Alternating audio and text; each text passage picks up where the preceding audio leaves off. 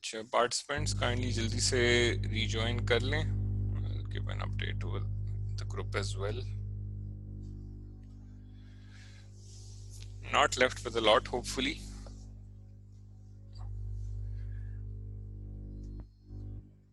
Let me just check recording. हाँ, ये वाली. Now this is amazing. ये अब खुद से हो रही है और वो वाला सेशन नहीं हो रहा था.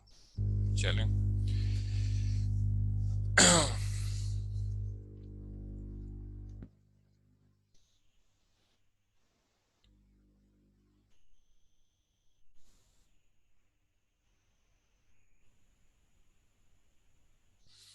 आई थिंक लोग तकरीबन आ ही गए हैं. अच्छा, तो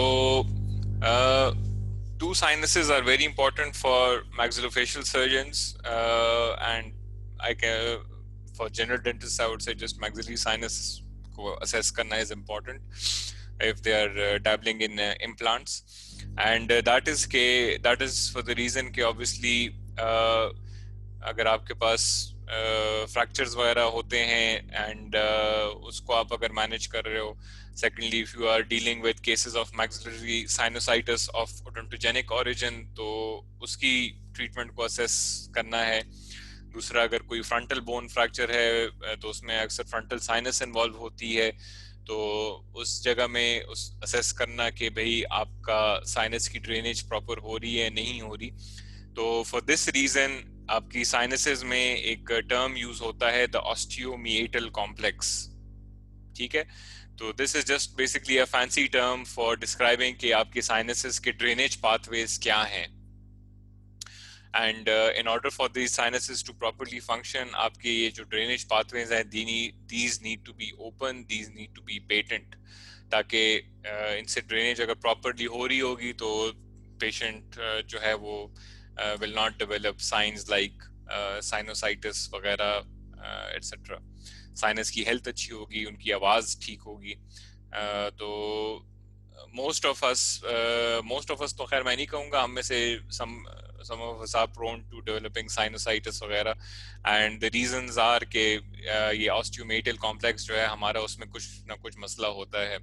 And the most common cause which you might have heard of is obviously a DNS or a deviated nasal septum. तो इस केस में भी अगर आप ये पहली पिक्चर को देख लें तो ये जो नेजल सेप्टम है ये जरा राइट साइड की तरफ डिविएट किया हुआ है और फिर ये वापस आ गया है टुवर्ड्स द सेंटर. तो दिस इज, अब इसकी असेसमेंट करना कि भाई ये इसको ऑपरेट करना चाहिए, इसको ठीक करना चाहिए नहीं, ये I will leave to the ENT वाले.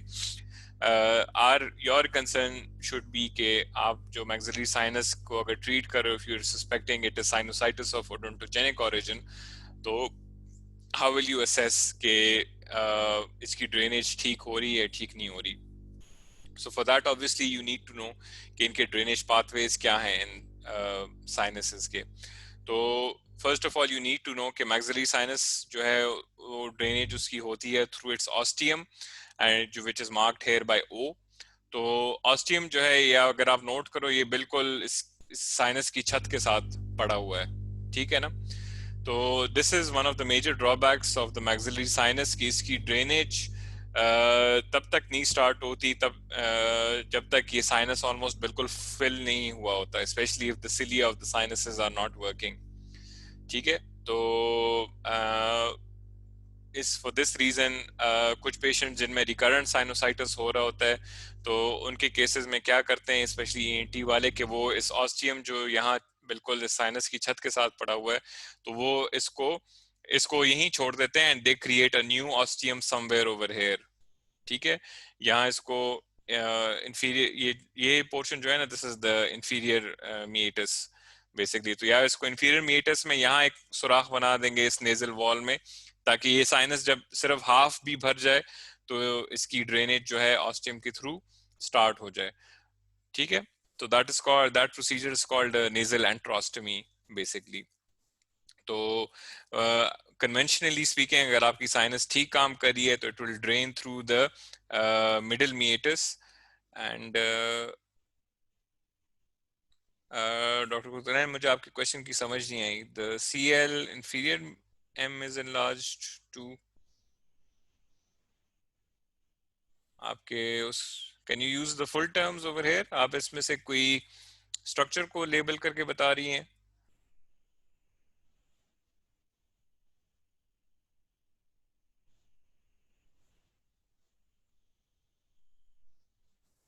डॉक्टर कुलतरैन,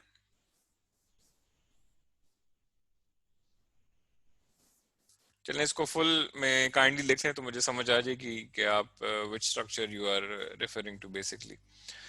तो यहाँ दो स्ट्रक्चर्स को आइडेंटिफाई करना इज वेरी इंपॉर्टेंट। वन, एक तो ये ऑस्टियम है, इसकी पेटेंसी जज करना। दूसरा ये कि आप एच एस को पहचाने। H S is basically your hiatus semilunaris, and hiatus semilunaris is a very important structure क्योंकि ये 3 साइनसेस से ड्रेनेज रिसीव करता है, and that is your maxillary sinus, your frontal sinus, and also your anterior ethmoidal sinus.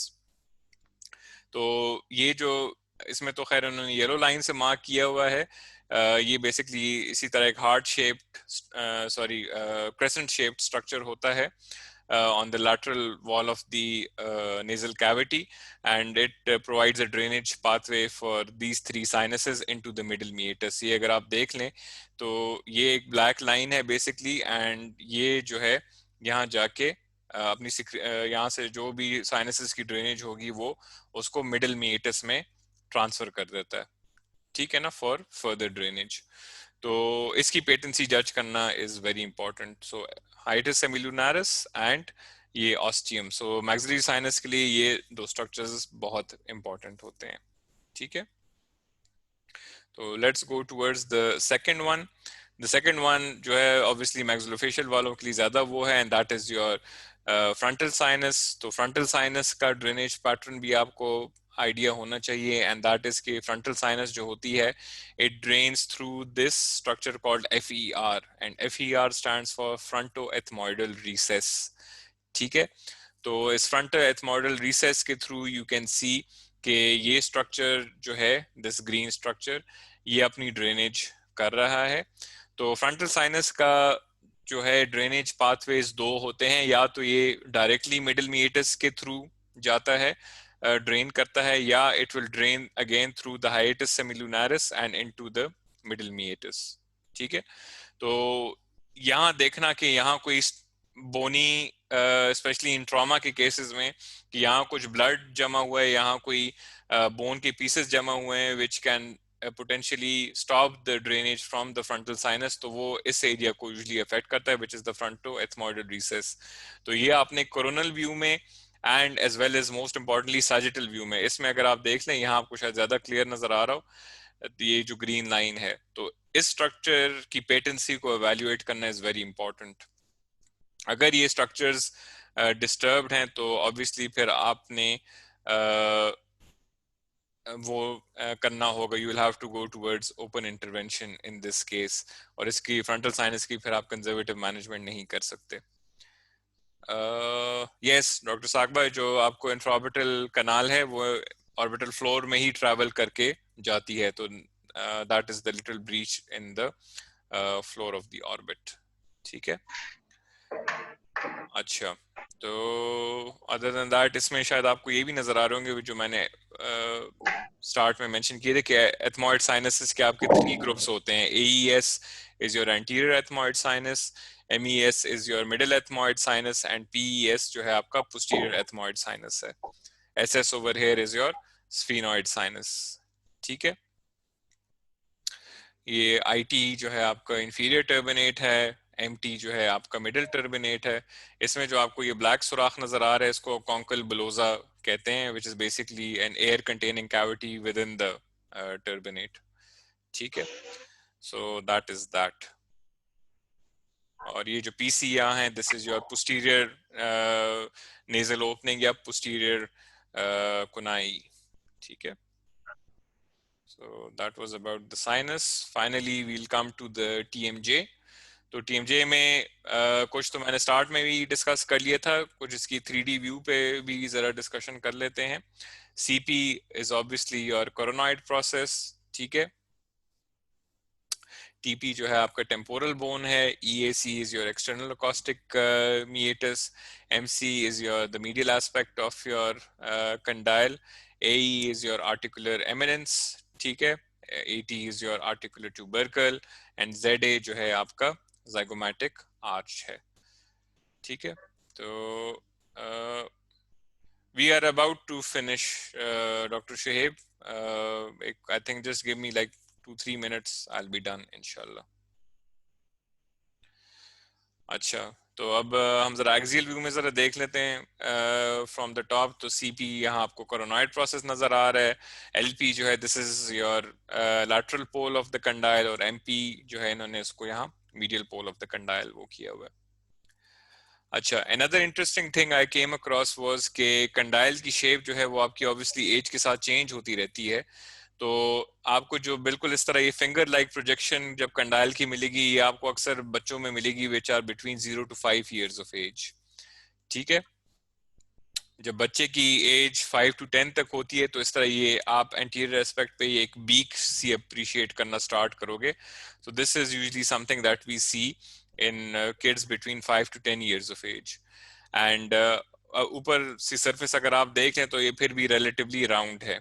ठीक है, and जो 10 साल और 10 साल से ज्यादा ओल्ड होते हैं बच्चे, तो उनमें देखें ये सरफेस थोड़ी सी निस्बतन फ्लैट हो गई है as compare to this one. वो बिल्कुल वो फिंगर टाइप प्रोजेक्शन इसकी लूज हो गई है, it's becoming a little more flat. ठीक है, so this is another sign that you can use to determine the age of the patient based on the appearance of the condyle, again assuming ke koi patient has not suffered any condylar pathology, rheumatoid arthritis या anything of that sort। ठीक है, कोई joint pathology उसने नहीं गुजारी। तो now coming to the coronal views of the condyle, you will again come across various shapes of the condyle, and these just because the shape is different does not mean कि ये कोई pathology signify कर रहे हैं। ठीक है, तो ये एक 99 में स्टडी हुई थी बाय सीमेन एट ऑल। तो आपके कंडाइल हेड जो है बिल्कुल फ्लैट भी हो सकता है, राउंड भी हो सकता है। ठीक है, एंगल सा भी हो सकता है, बिल्कुल लग रहा है जैसे केनाइन का क्राउन है। ठीक है, कन्वेक्स भी हो सकता है एंड कनकेव भी हो सकता है। ठीक है, so you can come across various shapes of the condyle and जरूरी नहीं है कि ये कोई पैथोलॉजी सिग्निफाई करें। तो TMJ के एरिया क्योंकि हम डिस्कस कर रहे थे, मैंने आपको कहा था कि हो सकता है कि वो area mastoid air cells display कर रहा हो, लेकिन हो सकता है कि न्यूमेटाइजेशन जैसे मैक्सिलरी साइनस न्यूमेटाइज कर सकता है into the alveolar process of the maxilla, तो इसी तरह मैस्टॉइड एयर सेल्स के जो एयर सेल्स हैं वो भी न्यूमेटाइज कर सकते हैं and they can go into the temporal bone. तो यहाँ आपको ये टेम्पोरल और स्फेनॉइड बोन के अंदर भी देखें काफी ज्यादा न्यूमेटाइजेशन नजर आ रही है। नॉर्मली यहाँ तक मैस्टॉइड सेल्स होते हैं, इससे आगे न्यूमेटाइजेशन नहीं जाती, but in some cases that can go quite extensively into the temporal and the sphenoid bones। ठीक है,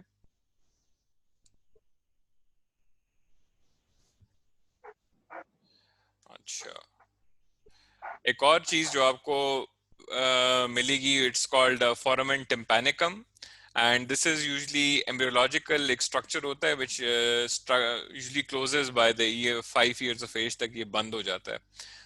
It is basically a communication between the mandibular fossa and your external acoustic canal, जो 5 साल तक इसको बंद हो जाना चाहिए, लेकिन it can remain patent in up till 4.6 to 10% of the people।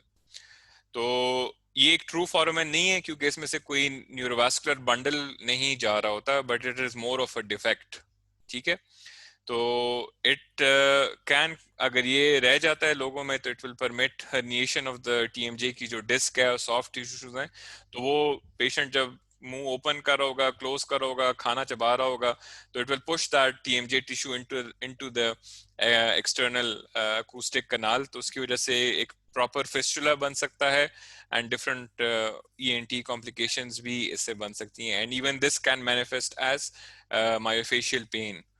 ठीक है ना, तो इस केस में अगर आप देख लें तो इस स्लाइस में यू कैन सी कि यहाँ ये एक्सटर्नल अकोस्टिक कनाल है पेशेंट की, ये आपका मैंडिबुलर फॉसा है। ठीक है ना, ग्लेनॉर्ड फॉसा है, तो देखें यहाँ आपको बोन बहुत ज्यादा थिन मिल रही है, एंड फर्दर अगर इसको आप और जूम करके देखें तो यहाँ इस एरिया में आपको बिल्कुल बोन नजर ही नहीं आ रही है। So this is basically foramen tympanicum. ठीक है, this should have closed by 5 years, लेकिन ये नहीं close हुआ. तो this is again something you need to evaluate in a patient with persistent myofascial pain. ठीक है. कंडाइल डिसलोकेशन वगैरह जो हैं doctor Komal, I will show you जब हम इंटरप्रिटेशन वगैरह पे आएंगे. अभी तो हम सिर्फ एनाटमी डिस्कस कर रहे हैं ना, तो I will show that to you इंशाल्लाह इन द फ्यूचर वेबिनार जब हम इनकी इंटरप्रिटेशन पे आएंगे. तो एनी हाउ ये तो खैर रफ एनाटमी है which most of you already know. तो इसकी एनाटमी को ज़रा रेडियोलॉजिकली वो कर लेते हैं, कवर कर लेते हैं. MCF जो है आपका मिडल क्रेनियल फोसा है. GF is your glenoid fossa. EAM is your external acoustic meatus. TP is your temporal bone. CN is your condylar neck. CH is your condylar head. ठीक है. And बाकी जो हैं इसमें आपके पास ये जो FCL है, this is your fibrocartilage layer है. ठीक है. एंड IAS जो है इस एरिया में, this is your inter articular space. ठीक है. CR जो है, this is the crest of your articular eminence, ये सबसे जो मोस्ट इंफीरियर पोर्शन है ऑफ योर एमिनेंस. ठीक है. एंड AS जो है, this is the articular slope of your eminence. ठीक है. So that brings us to an end to the anatomy session of CBCT. So I hope you found it interesting. Usually बहुत dry वो होता है, but I tried to put in some extra things जो आपको image पे मिलेंगी, जो which is not a part of your routine anatomy, which you may come across, and शायद आप इसको dismiss कर दें as artifacts or something that you may or may not know. So I hope you found this interesting, and I'll try कि इसको मैं anatomy जो है इसको मैं share कर दूं. Again, I would like to apologize for the portion जो record नहीं हुआ. I'm sorry, I had no idea कि वो record नहीं हो रहा. I'm very sorry about that. But still, if you have any queries about that, so I will try to share that with you. Inshallah. कोई query हो, please feel free to ask. Drop a question in the WhatsApp group and मैं answer करने की कोशिश करूँगा. और फिर भी अगर मुझे कहीं टाइम मिला तो उसको खुद से ही मैं रिकॉर्ड करके आपको ग्रुप में शेयर कर दूंगा उसकी रिकॉर्डिंग इंशाल्लाह. ठीक है.